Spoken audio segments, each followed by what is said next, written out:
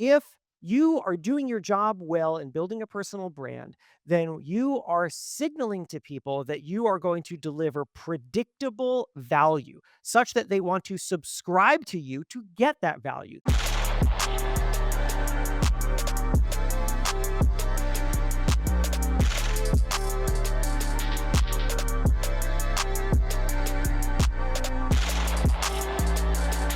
Representing Franchise Secrets, Erik Van Horn. Jason, welcome to the show. Thank you for having me. Yeah, I've been looking forward to this. I had one of your colleagues on last year to talk about the Entrepreneur 500 list for franchises, and there's a bunch of other lists that are associated with that.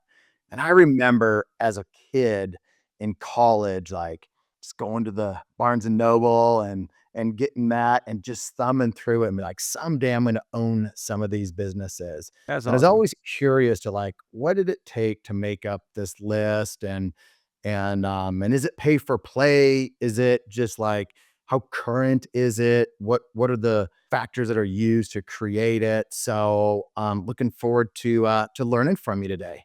Yeah, let's unpack it all. I mean, just to knock the one thing down that you said there, it is not pay for play. We could talk more about that, but no, this is a list that takes 6 months to put together, and I keep you talk to my colleague Tracy, who is deep in the weeds every year of actually processing the data on it. Tracy rightfully always corrects me. I keep calling it a list. It's a ranking because it's a ranking from 1 to 500, and it takes 6 months to make. We take it extremely seriously. It is the largest. I mean, it's called the Franchise 500. It's about franchises, but another usage of the word franchise, at least in media, is a franchise is a recurring project concept. It's our largest franchise at Entrepreneur Media. We believe in it deeply. We take it extremely seriously. We care about the reputation of it. So I'm excited to talk about it. Why don't you give the audience a bit of your background, how you got to entrepreneur, what you do there for some context? Sure. So I started in community newspapers. Out of college, I worked at the Gardner News, circulation 6,000 daily newspaper in North Central Massachusetts. I eventually got into regional magazines in Boston, and then I came to New York, and I've worked at a number of national magazines, Fast Company, Men's Health. I've been an entrepreneur since 2015. I became the editor in chief in 2016. What on earth does the editor in chief mean? Editor in chief is essentially in some ways, the chief, I don't know, there like I was going to try to reproduce this line that a friend of mine said. He's like, "You're the chief this officer and the chief that officer," and I was like, "That sounds cool." Whatever. Here's what I am. I oversee all editorial for the brand, so that means that I am making the decisions about the voice of the brand, the direction of our editorial, tonally. I'm not editing every single piece. There's no way to do that. We publish too much. I'm very involved strategically throughout the brand, making sure that we are connecting with our audience and being where our audience is. I'm the guy who's most interfacing with our audience, which is to say the world of entrepreneurs, both inside and outside of franchising. I spend a lot of time traveling around, speaking at events, representing the brand, and generally being the person who is both on the ground with the ultimate reader or consumer, and also being the person who's very involved in the direction of the brand and the way in which we talk to people and the decisions that we make about what it is that we publish. And that transformed me because I got into entrepreneur as a media guy. And today, I honestly wouldn't really say that I'm a media guy. I mean, I am. I work at a media organization and at one of the highest levels of it. But I think of myself as an entrepreneur. I've started a number of different companies. I sit on the advisory board of many companies. I love working with and supporting entrepreneurs. I have found the franchise industry to be totally fascinating and a lot of fun. I've spent a lot of time, with franchisees and franchisors. I also have keynoted a whole lot of different franchise conventions, so I'm on the ground there.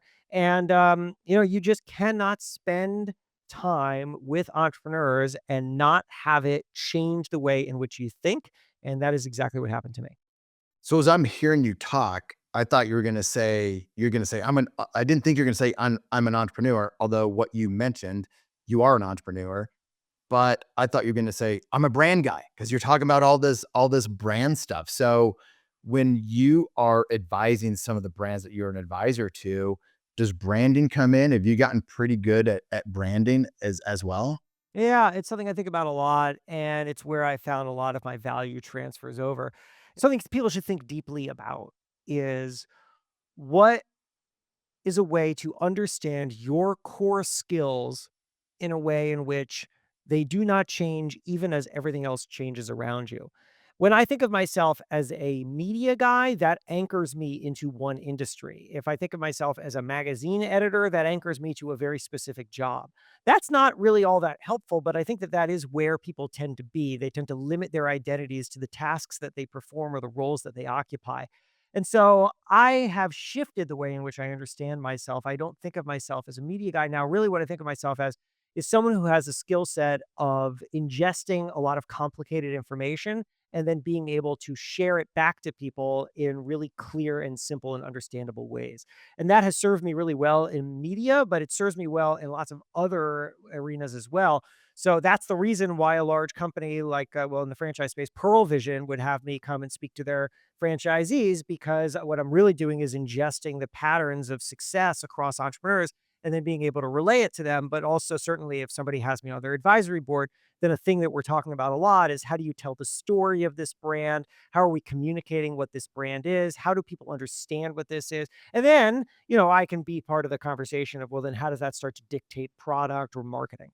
We will get into the franchise 500 list. I promise you, speaking to the audience. But as you were saying things, it makes me want to ask you some different questions. Sure. Whatever, So man. when it comes to personal branding, Uh huh. so think about a franchisor Yep. that, like one of our brands that I have at Front Street Equity Partners, it's called GoGlow. Mel is the founder of GoGlow. She's an amazing entrepreneur, started this franchise. We are advisors and we sell for that particular franchise.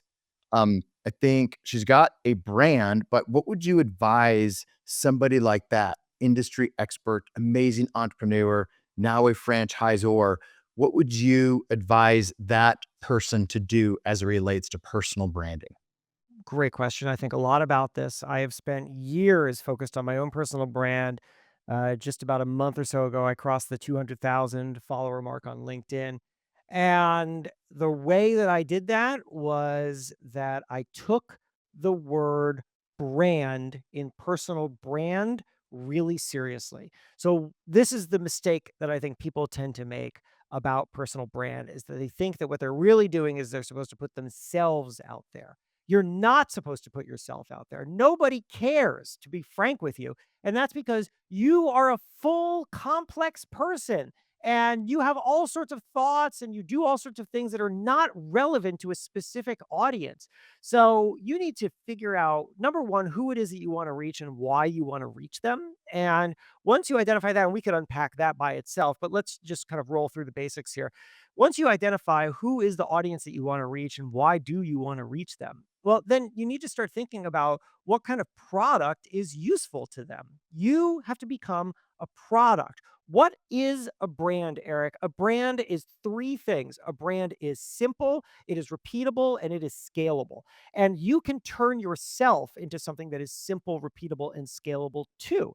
So the starting point for that is, like I just said, you're a full person, you're a complex person. Everybody's a complex, full person. Only 5% of you is relevant to whatever audience you are trying to reach. So I need you to identify that 5% and then build a character around it so that when you show up on social media every single day, you are not you, you are playing the 5% character version of you. So, for example, me, I come onto this podcast, I know that we're going to talk about a limited set of things and I'm going to embody the character. We could talk about more if you want, but it's not going to be relevant to your audience. And then and then I'm going to embody this character that I have created for this purpose. Character has the same name as me, Jason Feifer. He looks exactly the same. He moves a little differently. I'm pretty intentional about how I move when I'm on stage or I'm on camera. I put on this voice that I don't talk in when I'm sitting here and talking to you at dinner, but it works really well on microphone. It makes me sound confident and competent. And I'm going to now use a lot of the ideas that I have developed across time. Things like, for example, that a brand should be simple, repeatable, and scalable. I didn't come up with that right now. I repeat that every time we talk about personal branding. Why? Because that's part of my 5% character. I have a set of ideas that I then continue to help people understand, and I continue to repeat to them over and over and over again. And you might wonder, does that get boring? Do people start to say, hey, why are you repeating yourself over and over? A couple things to say about that. Number one is the perfect balance of a media operation. And when you are a personal brand, you have built a small media operation, and that media operation is you, is the right balance of predictability and surprise. That's what everyone wants. If you are doing your job well in building a personal brand, then you are signaling to people that you are going to deliver predictable value such that they want to subscribe to you to get that value. They say, this person has something interesting and useful for me, and I want to get more of it. And I know exactly what it is, and I know how it fits in my life. And that's the reason that I'm going to subscribe to this person. So you better deliver on that predictably every single time. They expect something, you have to deliver it. But you can't be repeating yourself so much so that it's boring and too predictable. That's why there has to be surprise. People have to predictably understand the value that you will deliver, but not know the next thing that you're going to say. You have to tell them things in ways that are going to be interesting and surprising to them and help them see opportunity or see their own work in a new way. You can get this right and be an incredible resource to people, or you can get this wrong and be a total chaos agent, right? Because you're either too predictable and you're boring, or you're too surprising and you're, like one day you're talking about franchising and the next day you're talking about, I don't know, teen pop idols. And nobody cares about that, right? It's not why they subscribe to you. So you have to be predictable and you have to be surprising. And then one other thing to say about being repeatable is people do not remember your content the way in which they would like you to. They do not see some LinkedIn post that you posted and then think about it all day until they see the next day's LinkedIn post, and then they think about that too.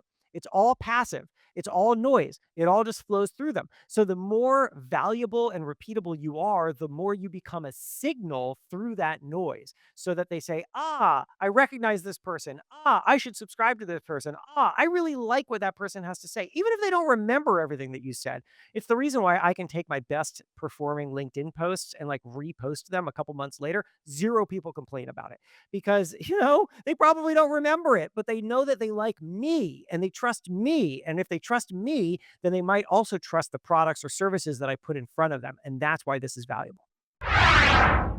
Attention, franchisors and franchisees. There are two really important resources that I want to share with you that will help you avoid costly mistakes and increase your enterprise value. The first is our free Facebook group. It's a community that has over 4,000 franchisees and franchisors in it. When somebody asks a question, they get honest and authentic answers from multiple perspectives. You could join the group for free over at franchisesecrets.com/Facebook. The second resource I want to share with you is if you're a franchisor and you're frustrated that you're not awarding as many franchises as you thought you would, this is the reason I created the Franchisor Mastermind. If you want access to the information, the techniques that the best franchise sales organizations are using to award franchises, and you want what mature brands have with their playbook of having happy, successful franchisees that grow the right way, then you might want to check out the Franchisor Mastermind. The reason why people join is they want access to my Rolodex, my connections. They want the playbook to achieve both short-term and long-term success. They want to increase enterprise value in their brand. Links will be in the show notes or at scalablefranchise.com. That leads me to my next question. You kind of hit on it about your LinkedIn post, but how do you amplify your personal brand? You follow exactly the formula that I just gave you. I mean, this is a slow game. It's a slow game. And any efforts to pay your way into accelerating this game, I think will ultimately undercut you. For example, There are certainly ways to pay to get a bunch of fake engagement on your LinkedIn posts. And the theory of that is if you pay for a bunch of fake engagement, then it will amplify the post and it'll start to be seen by real people. But you know what will actually happen? Well, it's possible that LinkedIn will algorithmically notice this and then they will start to ding you for it. But even if that doesn't happen, what's going to happen is that you are never going to be testing your ideas against the market. You are never going to be forced to actually refine your content and make sure that you understand what truly engages people. Instead, what you're going to do is you're just going to post whatever crap you think is good, and you will never ever get good feedback on whether or not it's actually good. I mean, I learned this in a different context, which I'll share, which is that a number of years ago, Facebook slash Meta launched a newsletter platform. It was called Bulletin. It was designed to be competitive against Substack, and they reached out to me and they said, "Hey, can we pay you like a lot of money to launch a newsletter using our product?" And I said, "Sure, I'll do that." And so I launched this newsletter, and they paid me a lot of money, and it was a great contract. But I'll tell you something, that newsletter didn't get a lot of traction, and when the contract ended 2 years later and they shut that product down, I had to migrate this newsletter that I was now doing somewhere else. And so I migrated it onto a different platform, and then I started to think, "What is this thing? And why should I continue to make it now that Facebook isn't paying me for it? And does anyone actually want this?" I spent a lot of time thinking about that, talking to readers, and I ultimately repackaged the entire newsletter. I gave it a new name. It's now called One Thing Better. I started to evolve what I was writing and how I was writing and soliciting a lot of feedback. And I finally, after not being paid to do this, I finally created a newsletter that people love. It's now at 60,000 subscribers. It gets incredible engagement. I make money off of it through selling ads, but I just really love it. And I love the dialogue that it creates with people. You can find it at onethingbetter.email in case anyone's interested. But that was where getting the money masked the problem. And if you are on LinkedIn and you're spending the money for fake engagement, it will also mask the problem. What you instead should do is you should just drill in. You should come up with some hypotheses about what your personal brand is and what's going to engage audiences, and then treat every single day as another data point in that experiment. This is what I did for years. I never paid for any engagement. I just kept doing it. And I changed over time what I was writing, how I was writing it, what like area of business was I planting my flag in until I finally found something that really works. And then it accelerated. Last year, I hit 100,000 subscribers after years and years of work. This year, I doubled that and I hit 200,000. And what's interesting to me with this, Jason, is, you aren't a franchisor. You don't have this massive business. You advise businesses. You are an entrepreneur, but you're probably like a lot of us entrepreneurs that don't have $1 billion in the bank or $1 billion of assets or this massive name, but you worked at it as an employee that is an entrepreneur. And I heard long game. I heard consistency. I heard doing more of what works since you know what works, because you can do more of what you think you work, but if it's the wrong thing, then you're actually spending money or doing more of the thing that's not working. So that was great. When you think about personal brand and what you've built, like how valuable is that personal brand? The ROI that you have on the brand, or what kind of ROI should people be thinking about when they're starting to invest time and money into their personal brand? Oh my God. The ROI is tremendous, like truly tremendous. I think, look, I, as the editor in chief of Entrepreneur Magazine, which is a national slash international publication, I have a large platform.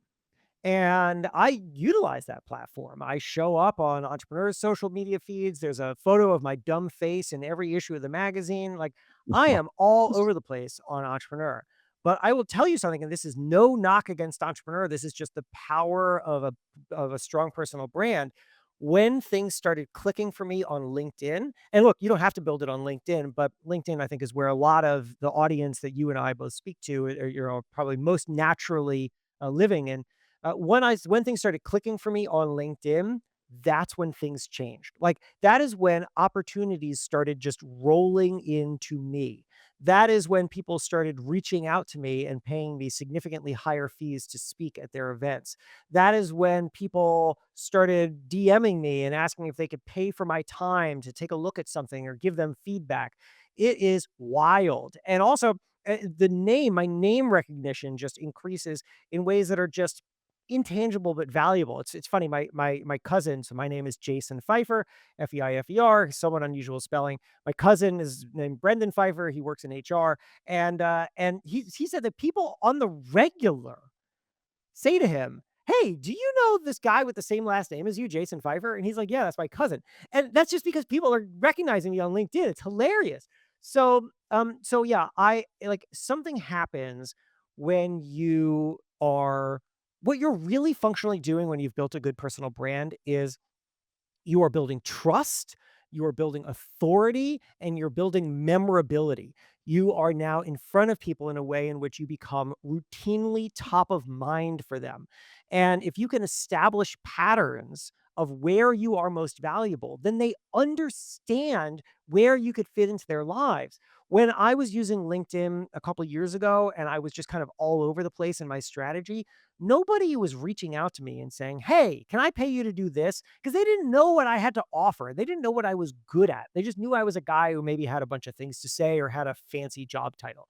But now they know. I mean, primarily, I'm writing about communications and I'm writing about marketing on LinkedIn. That's my channel, and so that's what people now want to reach out to me and talk to me about. Literally, the call before I talked to you for this podcast was a woman who spent a nice chunk of change booking me for an hour because she has an interesting new tech startup and she is not a storyteller and she wanted to understand how to tell the story of this brand. And that's what we talked about for an hour. And the reason that she thought to reach out to me is not because I'm the editor in chief of Entrepreneur Magazine, but rather because she's just been consuming my social media content. It's powerful. Your content on LinkedIn, do you use ChatGPT, Claude for any of it? From maybe just using it with prompts to help you come up with better content and ideas, just to get the ideas? Do you use that to help you make better content? Do you use it for research? Like, how are you using AI and how are you not using AI on purpose? So I may be a little different in the way in which I use AI because I have a background as a writer and I'm a fast writer and I don't have really any blocks in writing. So I don't use ChatGPT for writing. I do use it for research. I find that to be really useful. So here's a good example. A lot of my LinkedIn posts are advertising or branding breakdowns. So I'll take an ad that I think was really smart, and then I will give it a kind of breakdown of why I think that it worked and what lesson about marketing or communications I think that this ad represents. Now, sometimes the answer to that question, what is the most interesting thing about that ad, comes from the background of where the ad came from. Like what was the context in which it was created a couple years ago? What campaign was it a part of? Did McCann, who made the ad, did anybody over there do any interviews and say anything interesting about what they were attempting to do there? And instead of Googling around for 10 hours, I just use ChatGPT and I ask, I'll say, in 2018, Doritos launched an ad that did this, this, this, this. Tell me the background of this ad and like why it was made. And it'll give me a little report. And sometimes I use that information, or sometimes it sparks something where it says, at the time Doritos was in competition with whatever, or it was running this particular campaign, and I'll say, that gives me an idea for what I could write about, and sometimes it doesn't. One other thing that I've done with it is that sometimes I'll write a full post and then I'll put it into ChatGPT and I'll just ask it if it thinks that I'm right. Like I'll just be like, I wrote this post about this Doritos ad. Do you think that this is accurate? And that's cool because sometimes it'll be like, yes, this is basically accurate, but the way that you say this, I think could be modified to this, and it'll make a point. And sometimes it's a good point, and sometimes I'll adjust the post as a result. Sticking on AI just for a little bit longer, do you use Perplexity for anything specifically or Claude for something different or any other tool out there? Or is it mainly just Chat GPT? I don't, I know people do, and I just haven't. Maybe I'm just not a sophisticated enough user for it. I use ChatGPT, and honestly, the way I got into ChatGPT was that, I was using Dolly, which, was its image generator before it just got folded into the main product. I was using that to create an opening image for my newsletter, it's funny, back when I was using the Facebook product, they gave me a budget for Getty Images, and so I was always using, like, a stock image, and then when that went away, I had to get more creative, and that was around the same time as these AI platforms were starting to develop this, image generation, and so I created the thing is called One Thing Better, and I started asking Dolly to create a one-line drawing, this, like, very simple one-line drawing style of, whatever conceptually I was writing about that week. And so it allowed me to I don't really like images that look like they were produced by AI. I think at this point they've become like undifferentiated noise, even if they're kind of cool. Like it's just it looks like no work went into it. So I really like to make AI produce something that is like dead simple. So that I'm not tricking anybody. I say right underneath it, made with ChatGPT, but I think that it evokes something more if you're intentional and you give it its own voice. I think everything deserves its own voice, and so I started using Dolly, and then I just started using some more ChatGPT. I do use a lot of other AI software. I use Fathom, which is an AI note taker that I bring into most of my calls. I really love that. I'm on the advisory, but this is really fascinating. So I'm on the advisory board of an AI startup called Crowdwave, and this thing is wild. So Crowdwave is AI consumer research. So let's say that you wanted to ask, 100 millennial moms who like waffles, a bunch of questions about their buying habits. Well, you could do that in real life, but it costs a bunch of money, or you could do it now with Crowdwave. And that's not to say that Crowdwave should replace. I think this is true with basically all AI. Like, that's not to say that it should replace talking to your customer. You should always talk to your customer, but that is a great way to do these little micro tests or just kind of get some feedback from the quote unquote market in ways in which you wouldn't have normally been talking to your customer because it's too complicated or too expensive. The product is really, really interesting. They have done all sorts of tests in which they do a real life survey and then they do a survey inside of Crowdwave, and the results are roughly the same. Here's how I've been using it. I have this newsletter, and when you have a newsletter, you can A/B test your subject lines. But what is A/B test? An A/B test is you come up with two subject lines that you think might be good, that you have to just kind of gut decide, and then you put them out in the real world, and hopefully one of them is good. But I can use Crowdwave before my A/B test. So I come up with like 10, 15 subject lines. This is where sometimes I use ChatGPT. I'll just like drop the newsletter in. I'll say, write me a bunch of subject lines. Most of what it produces is garbage, but sometimes it generates some ideas for me. And I'll test like 10 subject lines in Crowdwave, and I will give Crowdwave my ideal consumer, and then I will ask it. So basically, you subscribe to a newsletter called One Thing Better. It does blah, blah, blah, blah, blah. It arrives with this subject line. Do you open the email? And then I do that for all of my subject lines. The two that perform the best in Crowdwave, I then migrate those over and use that in my actual A/B test with my actual subscribers. And this process increased my open rate like 5 to 8%, which was really cool. Wow, that's great. Yeah, Okay, you're giving me a lot of good information. By the way, like this is the having a podcast is the cheap way to get really smart people like Jason on to help totally you is. with things that you need help with. So if you can see my line of questioning, it's things that I'm actually dealing with, working with, and getting better at. And I'll know Jason's leveling up his game is getting really smart with AI. Once he starts, I see a post that he's found this thing called perplexity and he's using that. I'll be like, oh, he's really smart now. So, I want to go back. I want to go to let's go to LinkedIn just Sure, for stay in LinkedIn just a little bit longer. you You bet. said that you're doing breakdowns and like why did it work, the lessons. Like what else do you think franchisors or entrepreneurs, franchisees that are wanting to get some engagement and grow their audience on LinkedIn specifically, what are some of the things that they should be posting about? Well, it completely depends upon who it is that you want to reach. Like that's Ye let's say the audience, Yeah. just to help you a little bit Sure. more with that. Let's say it's a franchisor Uh-huh. wanting to reach future franchisees, franchise buyers. So, Mhm. and specifically, we can drill down deeper if you want. Those franchise buyers of this brand are typically franchise owners of another brand, and they're either thinking about doubling down on their current brand or buying a second brand to diversify. Great. So if that's the avatar, what would you say? Great. Love that. That's so, so useful and specific. All right.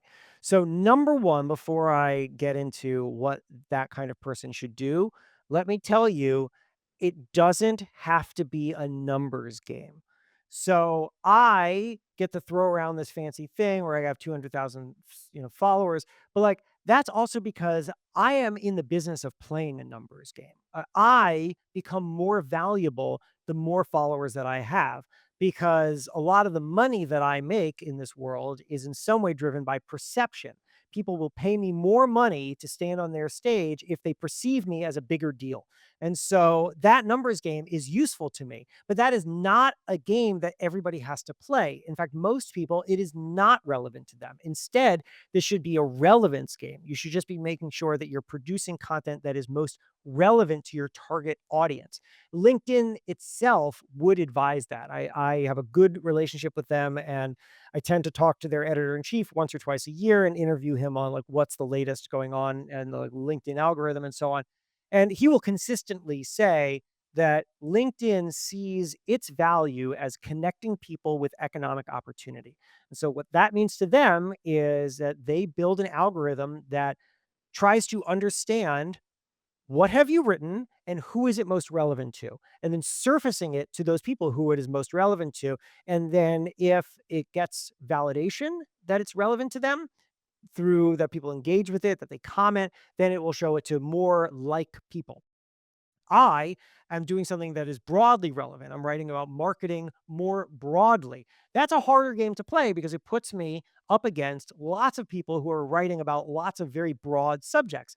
If what you are ultimately going to be writing about is, or you're targeting, let's say, existing franchise owners who are trying to understand how to grow their business, either by making more money at their franchise or adding to their portfolio, well, okay, that's a more narrow audience, but it's a wonderfully defined audience and they have very specific needs. So, what I would suggest that you do is that you start not with your exact goal. Like, if your exact goal is you ultimately want these franchisees to become franchisees of your brand, you can't just be promotional over and over again. That is going to turn people way off. Instead, you should be a resource toward the value that they are looking for. Like, think about it in the same way that you think about any other product.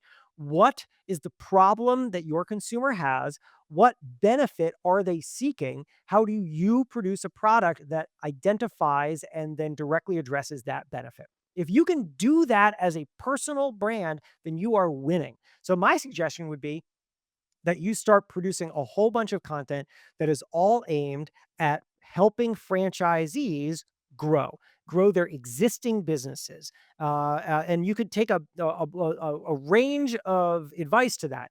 Maybe it's about building efficiencies into their franchises. Maybe it's about adding new franchises. Whatever the case is, like if you would to sit down with your target demo and give them advice that is not pay me money, but is instead here's what I have learned and here's how it could help you. Like almost you know what then you're on the right path is the end of that sentence. What I often do for myself is I I almost try to catch myself. I try to watch myself in moments in which I am in dialogue with other people. If I say something to someone and they say, that's a really great point, or they write something down, I think to myself, that's something I should write about. Like that was content that I just produced right there. In fact, I keep a this is my system, and I would strongly suggest something like it once you get into this content game is I keep an app on my phone. I just use the house reminders app on the iPhone. And every single time that I say something to someone and they think that it's valuable, or they say something to me and it sparks an idea, I pull out the reminders app and I jot it down. And then that becomes the catalog of ideas that I can then translate into content in newsletters and social media and elsewhere. So good. So good. I'm finding this very valuable myself. Again, to stick on the let's help Erik train, Sure. huh, newsletters. Uh I've huh. got, I tell franchisors they should have newsletters. That's good Um, advice. to build that audience and give value.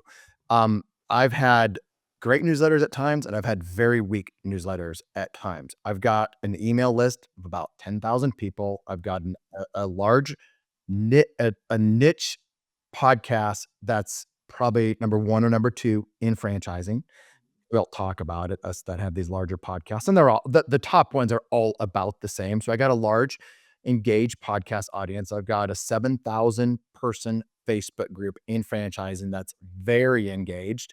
Um, and got pretty decent following on LinkedIn. I don't know, 12,000 people or whatnot. I've not tried to engage that audience. So my question with that context is, what would you advise somebody like me or a franchisor that's wanting to have a very valuable newsletter, meaning someone gets it in their inbox, they star it, they heart it, they move it over to a folder that they don't want to delete, they save it to their desktop. That's a valuable thing for them. Where does someone like me or that franchisor start with a newsletter? Well, let's just play it out for you. You start with this question, which is, what do you want that newsletter subscriber to do?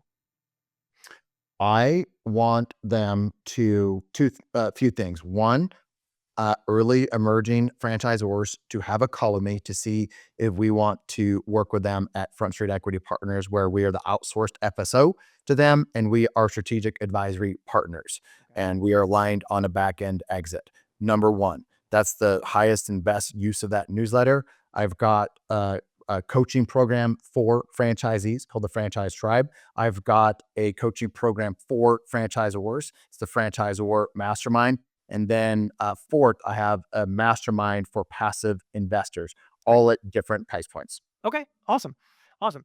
So, in other words, you have a lot to offer that audience at different stages of their journey. So, there's good reason to have them engaged throughout, so that you could perhaps be of use and sell them some of your services at an earlier stage, but also so that you're top of mind when it's time for an exit, let's say. So, the number one thing that you need to do is you need to start writing really useful, reliable content that they are going to want to open. I mean, like, I'm not telling you anything mind blowing there, but that is in contrast to a marketing email. That is in contrast to a sales email. This is like, put the sales to the side, except that you can tell them about it at the bottom. There's a guy I'm friendly with named Justin Welsh, who writes a newsletter called the Saturday Solopreneur for solopreneurs, and he always writes like valuable strategies for helping solopreneurs, make more money, to formalize their business, and so on. And then at the very end, he says something like, "When you're ready, here are 4 ways I can help." And then he just lists out the 4 products that he has. Most of their online courses mostly. And I really like that model. I don't have a range of products, so I don't follow it myself exactly, but I do like that. So I would start by reverse engineering who it is that you are serving and what it is that you want them to do. In this case, you want to get franchisors at a range of business levels, and you want to engage them, which means that you now have to write for them. And then I would start to just produce really valuable, useful emails, and then solicit feedback from people on whether or not they found it valuable or what other questions they might want you to address. The best thing that you can do in a newsletter is be in dialogue with the people who are getting the newsletter. So something that I love to do, for example, is like this just happened. I closed down a product that I had. I was running a community, a paid community on top of my newsletter, and I closed it down. It wasn't scaling the way that I needed it to, and so I wrote a newsletter about the value of when you add something new, subtracting something, and how important that is to make sure that you're focused. I gave a nice little like these 3 questions to ask yourself to try to assess whether it's time to close something or not. I sent it out. I got a lot of great feedback on it. One person wrote me and said, I I've been hesitant to end things because I'm uncomfortable disappointing people and telling them that it's over. So, like, do you have any advice on that?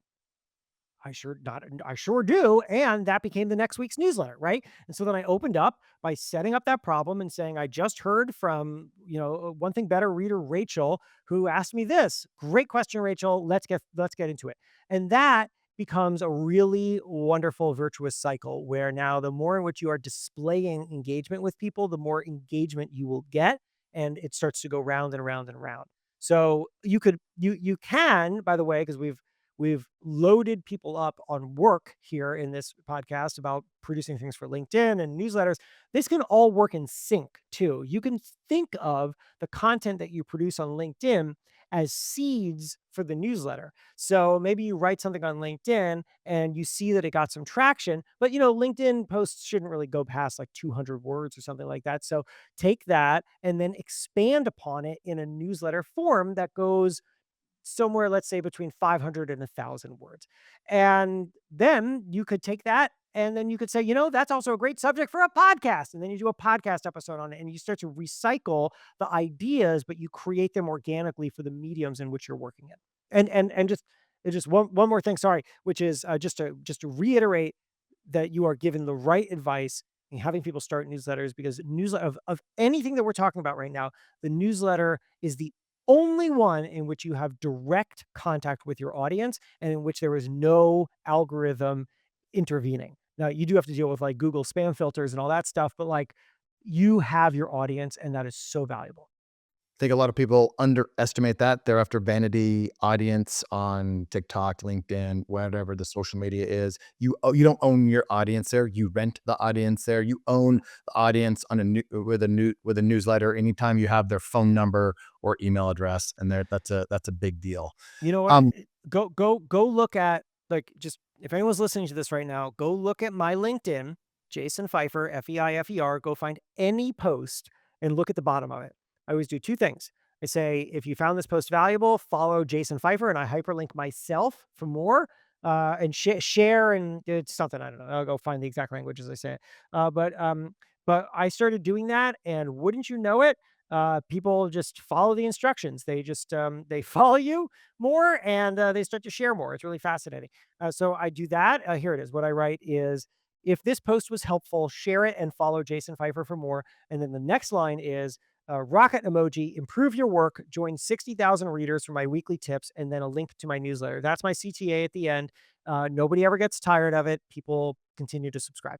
People on LinkedIn probably are not as good at that. People on X are pretty good at that, asking for follows, asking for like a newsletter. Are you on X as well, posting? No, I don't think it's worth my time, honestly. Laser focused. I like Yeah, it. well, laser focus, but also that like the algorithmic changes. Oh, I mean X. I have a hard time calling it still I X, but like know. the algorithmic changes on what used to be Twitter, um, is now highly prioritizing like viral video, and I think that it's hard to compete against that, and I don't think that the algorithm over there now is rewarding the kind of content that I produce or helping me reach the audience that I want. And so I just don't see there's no reason to stretch yourself thin, abandon what doesn't work and double down on what does.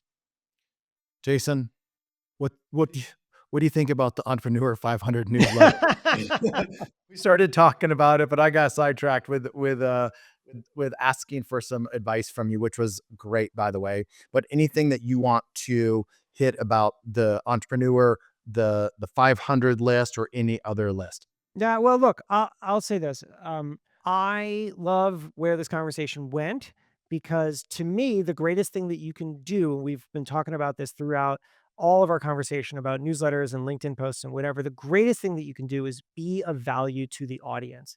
And the more valuable you are to the audience, the more in which you build trust with that audience. And the more trust you have with that audience, the more in which they'll be interested in other things that you're doing. So I could have come on here and done a song and dance that just promotes the Franchise 500, which is great, but that would have been a sounded like an advertisement. And so actually I would much rather do something that you are finding valuable, and you know your audience better than I do, so that you know this audience will find valuable. And then at the very end, if you want to hear a little bit about the Franchise 500, I'll give you 30 seconds on it. The Franchise 500 has been around for 46 years. It is the definitive ranking in the franchise world of in this case, the 500 strongest brands in franchising. We to re-emphasize, it is not pay for play. Instead, what we do is we ask all franchises, and we get considerably more than 1,000 who do it, to send us a range of data, which we then process with a team of people. It takes a lot of time, a lot of effort, a lot of love, a lot of care, and we produce a ranking that is not just a ranking of the biggest brands, but rather a ranking of the strongest brands, which we define by looking at more than 150 data points. And then we should change the algorithm every year to what we feel like is best representative of where strength in franchising is. And if you are looking to buy a franchise, then that's a great guide for you. If you are a franchisor, we hope that you want to participate in the Franchise 500, and my sales team would say, and advertise alongside it. But again, not pay for play. But if you want to run an ad next to it, we're very happy to work with you. We take it really seriously, and we hope that it's a guide and a resource for people in franchising. And you can find it in the January issue of the magazine, which will drop about mid-Jan on newsstands everywhere, and also franchise or entrepreneur.com/franchise 500. So that's my sales pitch. But if anyone also wants to just talk personal branding and newsletters, you know where to find me. Just find me on LinkedIn. I'll say this about the Entrepreneur 500. Go back, listen to the podcast that I did with Tracy, who's been doing this for years. We dove into a lot of different areas. I would use it as a guide, like Jason said. I would get curious about how they do their rankings. I would also understand that it's historical. So it's not forward looking, it's historical. Use it as a guide. Know that it's not pay for play. And then franchisors out there, there's a place to apply to be on some of these lists. I would absolutely do that. I hear franchisors, they're not on the list. They don't like the Entrepreneur 500 until they get ranked, and then they love it. So, so How things I would go. definitely check it out. Jason, any last bits of wisdom that you have?